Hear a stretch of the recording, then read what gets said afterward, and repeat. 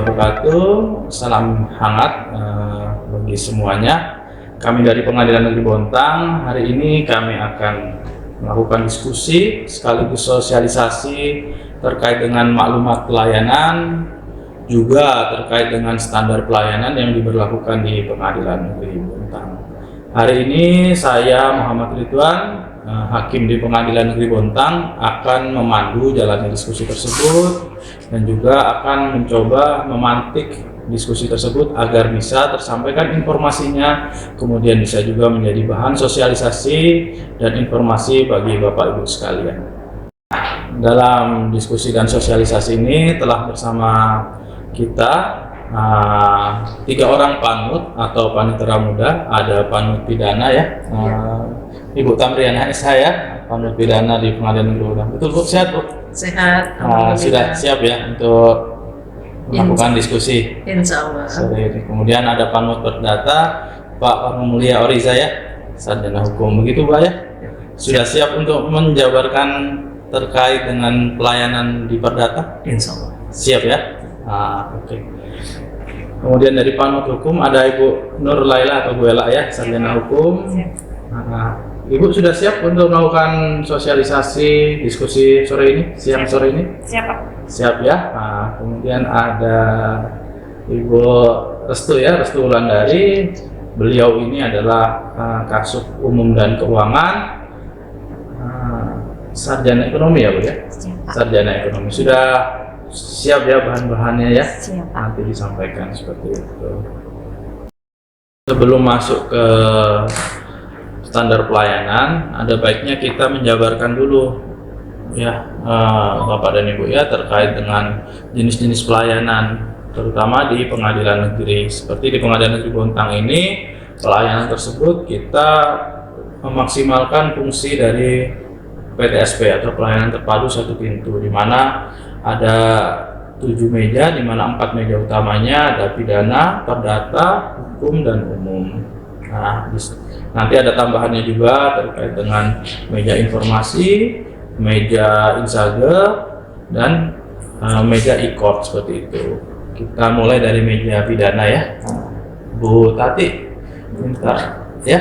Bu Tati ya, Bu Tamriana ya. Coba Ibu minta tolong dijabarkan Bu, jenis-jenis pelayanan di meja PTSP pidana seperti apa? Silakan Bu. Terima kasih atas kesempatan yang diberikan.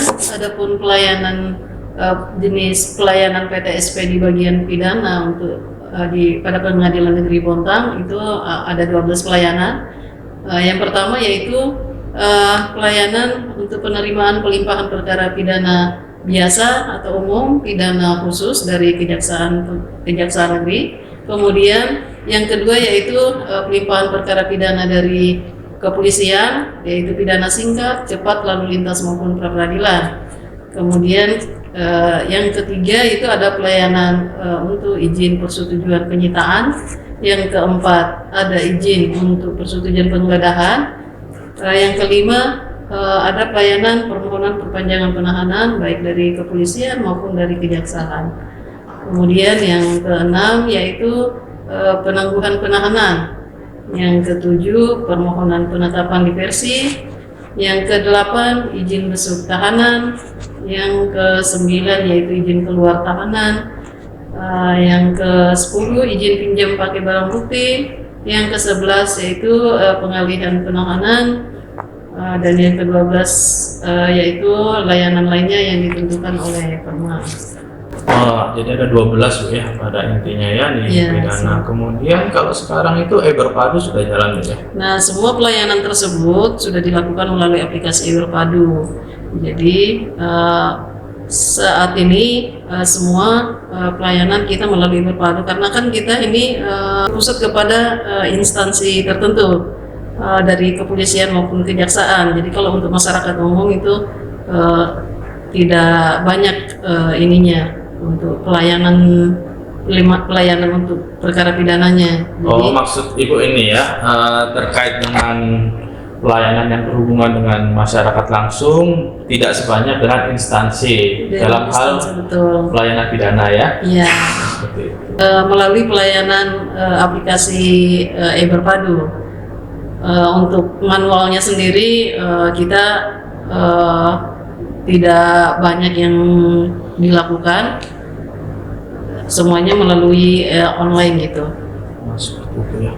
Berarti yang paling banyak berhubungan dengan kepaniteraan pidana atau meja PTSP pidana itu kejaksaan dan kepolisian. Kejaksaan dan kepolisian. Masyarakat umum biasanya mengakses untuk pinjam pakai barang bukti, ya, kemudian izin besuk.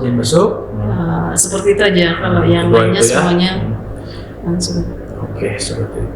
Terima kasih Bu Tamriana atas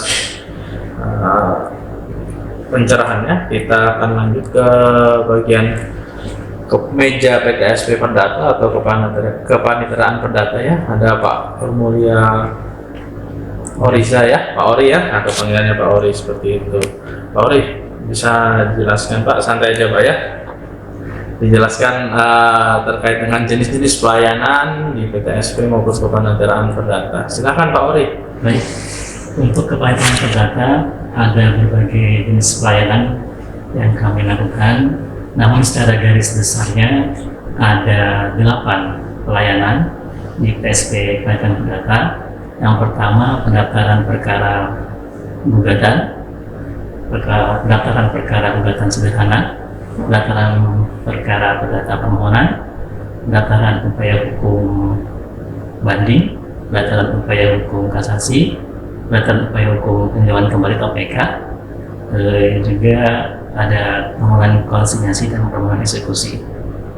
Untuk semua pendaftaran perkara perdata maupun upaya hukum dilakukan untuk sekarang ini dilakukan secara elektronik atau melalui aplikasi e-court, kecuali untuk upaya hukum peninjauan kembali atau (OPK) itu masih dilakukan secara manual.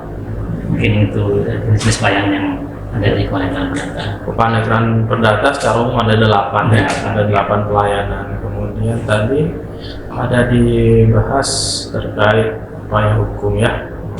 Upaya hukumnya sudah melalui ikut semua juga ya, ikut semua ya. Upaya hukum semua sudah melalui e-court, kecuali peninjauan kembali kecuali masih manual. Kemudian di PTSP sendiri kan ada yang namanya meja e-court ya. Meja e-court itu apakah juga diawasi atau difasilitasi oleh kepaniteraan perdata dalam menjalankan fungsinya? Benar sekali, kalau meja e-court adalah bagian dari kepaniteraan perdata. Itu juga dilaksanakan oleh petugas PTSP Perdata. Jadi fungsinya meja e-court itu adalah untuk bagi pengguna layanan untuk melakukan pendaftaran akun e-court dia, atau untuk mengupload bukti-bukti untuk persidangan. Jadi bisa dilakukan dengan e-court apabila mereka kesulitan untuk melakukannya. Jadi asistensi ya, fungsi utama meja itu untuk asisten bagi mereka yang kesulitan untuk mengakses e-court ya. Oh, seperti itu.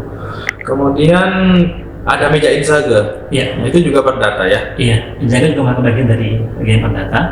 Jadi pengguna layanan yang ingin melaksanakan pemeriksaan berkas perkara upaya hukum dapat dilakukan di meja Insaga. Tapi juga perlu didampingi oleh tugas itu sebagai perdata juga. Boleh foto atau boleh fotokopi berkasnya? Untuk fotokopi dan dipoto terus saat ini tidak dibolehkan. Oh, tidak diperbolehkan. Iya, hanya untuk diperlihatkan saja. Diperlihatkan saja seperti itu ya. Kemudian ada juga pelayanan peradilan berupa pembebasan biaya perkara dan juga sidang di luar gedung ya. Nah, itu merupakan bagian pelayanan yang di bidang perdata, begitu ya. Nah, coba Bapak beri gambaran kepada hadirin sekalian, barangkali bisa memberi gambaran yang baik ya terkait dengan pelayanan pembebasan biaya perkara dan juga sidang di luar gedung. Baik. Untuk rodeo sendiri itu rodeo ya, pembebasan biaya perkara ya. Rodeo itu artinya pembebasan biaya perkara. Artinya kepada pengguna layanan yang ingin mengajukan pendaftaran perkara itu dapat diajukan secara rodeo atau cuma-cuma gratis dibayar negara. Tapi dengan syarat tertentu, salah satunya adalah surat keterangan tidak mampu atau SKTM. Kemudian untuk perkara di luar gedung, Sidang di luar sidang di gedung, luar gedung, kita ada namanya pakdilan, atau paket kunjungan dari pengadilan. Jadi sidangnya ini terus sementara khusus permohonan, sidang permohonan. Artinya sidangnya kita laksanakan di tempat yang dekat dengan domisili pemohon, seperti di kelurahan. Jadi mengalah efisiensi waktu dan jarak untuk pemohon. Dan juga di sidang pengadilan itu kita juga menghadirkan dari catatan sipil, dosis sipil. Jadi penetapan langsung bisa diserahkan di catatan sipil, dan akta perubahan aktanya dapat dikeluarkan juga restitusi langsung di tempat. Hari itu juga ya. Jadi sidangnya dilaksanakan di dekat rumah dari pemohon, kemudian bekerja sama dengan Dinas Dukcapil dan Kecamatan. Produk akhirnya langsung pada hari itu juga ya. Jadi lebih cepat, secara biaya juga lebih murah dan lebih dekat. Seperti itu ya, pada intinya ya. Oke. Yang prodeo tadi ini ya syaratnya surat keterangan tidak mampu ya, atau surat keterangan lain yang menyatakan dia menerima bantuan sosial, seperti itu kan? Nah, ya. Kita lanjut ke kepaniteraan hukum ya, Bu Ella ya.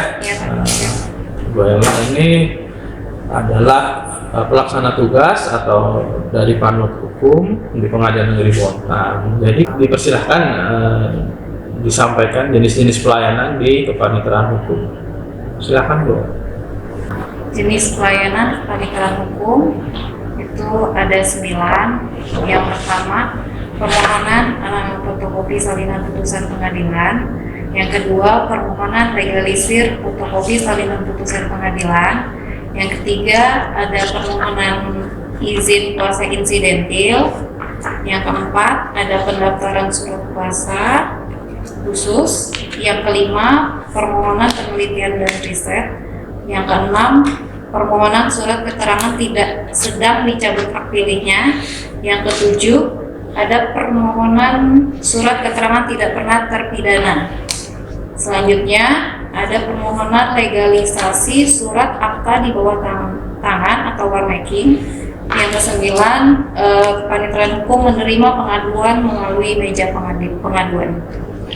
Begitu ya. Kalau pengaduan itu ada berapa jenis? Kita nerimanya dari meja pengaduan, kemudian Ada melalui aplikasi juga Pak yang bernama Siwas. aplikasi Siwas, kemudian ada lagi kita melalui ini juga ya, chat interaktif juga Iya, ya. chat Ada interaktif. nanti nomornya ada di website Pengadilan Negeri Bontang ya. Juga melalui email Pengadilan Negeri. Oh, bisa juga melalui email ya, seperti itu. Ya. Dan itu nanti akan ada mekanisme penanganan pengaduannya ya. Begitu. Selain itu juga di paniteraan hukum juga membawahi terkait dengan bantuan hukum ya, posbakum ya. Iya, benar. Nah, itu bagaimana posbakum di Pengadilan Negeri Bontang? Apakah terlaksananya seperti apa? Posbakum atau pos bantuan hukum yang ada di Pengadilan Negeri Bontang sudah terlaksana dengan baik selama ini Pak. Posbakum biasanya ada posko di gedung kita juga, bagian gedung kita juga, yang biasanya tidak dipungut biaya Pak. Seharusnya tidak dipungut biaya ya. Ya, tidak dipungut biaya. Juga memberikan bantuan hukum kepada masyarakat. Jadi kalau pos bantuan hukum itu apakah sama seperti Prodeo tadi bagi masyarakat yang tidak mampu saja atau seperti apa?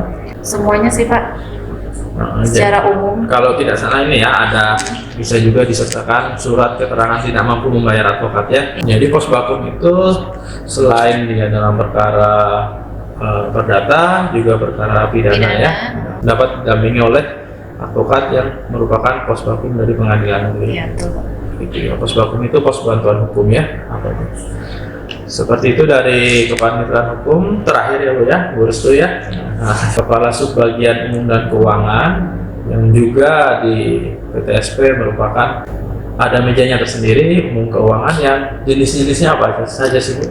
Untuk pelayanan umum dan keuangan, Ah. untuk sebagian umum keuangan khususnya kesekretariatan itu hanya ada 2 jenis pelayanan Pak. Yang pertama penerimaan surat dinas atau surat resmi, yang kedua itu penerimaan tamu. Kekhususan penerimaan tamu di pengadilan itu seperti apa, Bu Restu? Bisa digambarkan nggak? Apakah sama dengan instansi lainnya atau ada kekhususan bertamu di pengadilan itu? Untuk bertamu di pengadilan itu sebenarnya ada 2 kategori Pak. Untuk tamu 2 kategori, ada ya? 2 kategori lagi, untuk pencari keadilan dan untuk janji temu pejabat pengadilan. Atau pengadilan. Janji bertemu dengan pejabat terkait, Ya. kemudian Pencari keadilan. pencari keadilan, pengunjung sidang atau seperti apa? Bukan pengunjung sidang Pak, pencari keadilan itu seperti mungkin Ah. meminta surat keterangan. Seperti itu. Permintaan Kemudian surat keterangan. ya, kemudian untuk meminta apa namanya, permohonan seperti ingin ganti nama atau dan sebagainya Pak. Yang untuk bisa diarahkan ke kepanitiaan hukum, nanti diarahkan ke kepanitiaan perdata sesuai dengan keperluannya masing-masing. Maksud Ibu, keadilan itu berhubungan dengan pelayanan di meja PTSP yang lain, tapi diinformasikan melalui meja umum ya, seperti itu. Meja umum karena petugas dari umum nanti akan memberikan nomor antrian sesuai dengan seperti itu. keperluannya. Keperluannya begitu. Kalau bertamu sendiri, yang diperbolehkan di mana di pengadilan? Untuk janji temu Pak, untuk janji temu itu biasanya ditanyakan sudah janji temu apa belum. Jika sudah janji temu itu akan diarahkan ke ruang tamu terbuka setelah memberikan kartu identitas dan menerima tanda pengenal ID card dari petugas. Begitu Pak. Begitu ya, jadi meninggalkan etikat ya. Tempat pertemuannya di Ruang tamu terbuka. Oh, jadi sudah ada ya ruang tamu terbuka di Sudah pengadilan negeri Bontang seperti itu. Ya, begitu terkait jenis-jenis pelayanan baik di kepaniteraan perdata, PTSP perdata, kepaniteraan pidana atau PTSP pidana, kepaniteraan hukum, PTSP hukum, dan juga umum. Tadi juga kita sudah tambahkan terkait dengan meja e-court dan juga meja insage. Selanjutnya kita akan membahas terkait dengan standar pelayanan. Standar pelayanan ini mungkin barangkali ya banyak yang menyamakan dengan SOP. Nah, kalau menurut Bapak Ibu, standar pelayanan dan SOP itu seperti apa sih? Apakah mereka sama atau berbeda? Pada dasarnya standar pelayanan dengan SOP itu sama. Karena di SOP itu dia juga diatur tentang berapa lama sebuah pelayanan dan alur juga kemana, kapan juga kemana. Jadi standar pelayanan juga termasuk SOP juga masuk dalam standar pelayanan gitu Pak. Seperti itu ya. Ya bisa kita anggap seperti itu juga. Yang jelas SOP itu panduan prosedur dalam melaksanakan tugas, sedangkan standar pelayanan itu merupakan tolak ukur kualitas pelayanan, di mana di situ ada tanggung jawab dari petugas dari kantor atau instansi yang dalam hal ini Pengadilan Negeri Bontang menetapkan tolak ukur atau standar kualitas yang dijanjikan kepada masyarakat, dan tolak ukur tersebut telah dikeluarkan surat keputusannya oleh ketua instansi, dalam hal ini khususnya di Pengadilan Negeri Bontang surat keputusan ketua Pengadilan Negeri Bontang seperti itu terkait dengan standar prosedur. Jadi SOP merupakan proseduralnya, kemudian standar pelayanan merupakan tolak ukur kualitas pelayanannya, kemudian ada lagi yang disebut dengan maklumat pelayanan. Maklumat pelayanan merupakan legalitasnya atau pernyataan tertulis yang berisi kesanggupan untuk menjalankan standar pelayanan. Nah, ini kita buat maklumat pelayanannya, kita ditandatangani oleh ketua Satker atau ketua Pengadilan Negeri Bontang, kemudian kita tempelkan di PTSP maupun di website Pengadilan Negeri Bontang. Seperti itu kira-kira yang kita diskusikan hari ini. Kalau kendala-kendala selama bertugas di Pengadilan Negeri Bontang, ada yang mau sharing sedikit? Bisa dari bagian pidana. Jadi kalau untuk kendalanya sendiri, karena kan terkait sekarang menggunakan aplikasi Pak ya. Nah aplikasi buat masyarakat umum itu kan belum terlalu familiar, kemudian mungkin syarat-syaratnya mereka tidak ketahui, sehingga persyaratannya itu sendiri mereka tidak bawa, maka disitulah memakan waktu untuk untuk pemenuhan persyaratan masuk dalam aplikasinya. Ya. Iya. Jadi butuh waktu untuk melakukan pelayanan karena membutuhkan kelengkapan persyaratan dari pengguna layanan ya, Pengguna seperti layanan. itu. Lalu dari Perdata Pak, ada yang mau di-sharing?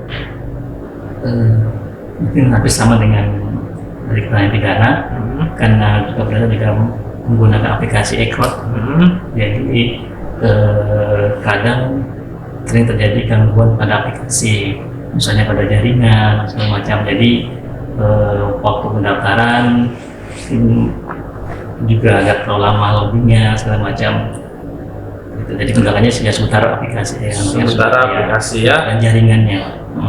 aplikasi dan jaringan. Kalau pidana tadi terkait kelengkapan dari pengguna layanan, ini sistemnya ya aplikasi. Kalau di kepaniteraan hukum ada yang mau di-share? Baik Pak, kurang lebih sama Pak. Dari kepaniteraan hukum kendalanya seperti dari bagian pidana dan perdata. Karena kepaniteraan hukum sebagian juga menggunakan aplikasi seperti Era Terang dan juga Super untuk survei kepuasan masyarakat. Itu juga terkadang kendalanya Pak, ada kesalahan input maksudnya. gangguan dari sistemnya Pak, dari pusat. Nah itu yang kadang memperlambat sih Pak. Jadi kita harus nunggu dulu sistemnya bagus, baik lagi baru kita bisa, atau bisa juga sih kita tindak lanjuti secara manual Pak, untuk mengurangi keterlambatan produk yang kita keluarkan. Jadi ada permasalahan atau ada sebab-sebab keterlambatan produk karena sistemnya, Sistemnya dari pusat yang kadang gangguan Pak. Itu juga termasuk syarat-syarat yang kurang dari pengguna layanan, juga kadang ada seperti itu ya? Iya Pak, jadi kadang pengguna layanan itu belum mengerti apa aja persyaratan yang dibutuhkan. Jadi mereka kadang bawa persyaratan yang seadanya begitu kan. Nah jadi dari kita menjelaskan persyaratannya lebih lengkap lagi untuk dilengkapi. Nah jadi membutuhkan waktu kelengkapan persyaratan bagi pemohon. Gitu, jadi barangkali yang di SOP tertulisnya 1 jam atau 30 menit, namun karena ada kekurangan persyaratan dari pengguna layanan, makanya bisa agak mundur seperti itu ya. Tapi kan dalam standar pelayanan juga ada konsekuensinya kan. Apabila tidak tercapai standar tersebut, konsekuensinya kalau di PN Bontang seperti apa menurut? Ada kompensasi Pak yang sudah dikeluarkan berdasarkan SK KPN Bontang. Ada kompensasi apabila ada keterlambatan waktu dalam pelayanan. Itu yang pertama, pemohon berhak mendapatkan permintaan maaf dari petugas PTSP, bagian masing-masing bagian. Yang kedua, kita juga menyediakan kompensasi berupa bingkisan kepada pemohon. Diharapkan pemohon memaklumi atas keterlambatan pelayanan tersebut. Begitu ya. Begitu Pak. Kemudian dari meja umum dan keuangan, kendalanya seperti apa? Terkadang ada yang memberikan surat tidak sesuai dengan alamat yang dituju. Kesalahan, misalnya untuk Pengadilan Negeri Kutai Barat tapi terkirim ke alamatnya tidak jelas. Salah ya, salah alamatnya, harusnya ke pengadilan lain, sampainya di Pengadilan Negeri Bontang. Kemudian kendala selanjutnya kami terima Pak, yang terkadang tidak disertakan oleh pengirim surat Tanda terima ya. tanda terima. Ya. Kalau tanda terima itu nanti diantisipasinya dengan belangko. Belangko, Ya. belangko dari kita sendiri. Belangko tanda terima. Iya. Cukup ya. Cukup ya, kurang lebih seperti itu diskusi ataupun sosialisasi yang dimana diskusi dan sosialisasi ini mencangkup maklumat pelayanan, legalitas tertulis terkait dengan kesanggupan melaksanakan pelayanan standar pelayanan sesuai Permenpan nomor 15 tahun 2014, juga SK KMA nomor 26 tahun 2012. Terima kasih Bapak Ibu sekalian atas partisipasinya. Apabila ada kesalahan nanti bisa diinformasikan ke kami, kita akan diskusikan bersama. Kita ketemu di lain kesempatan. Billahi taufiq wal hidayah. Wassalamualaikum warahmatullahi wabarakatuh. Waalaikumsalam.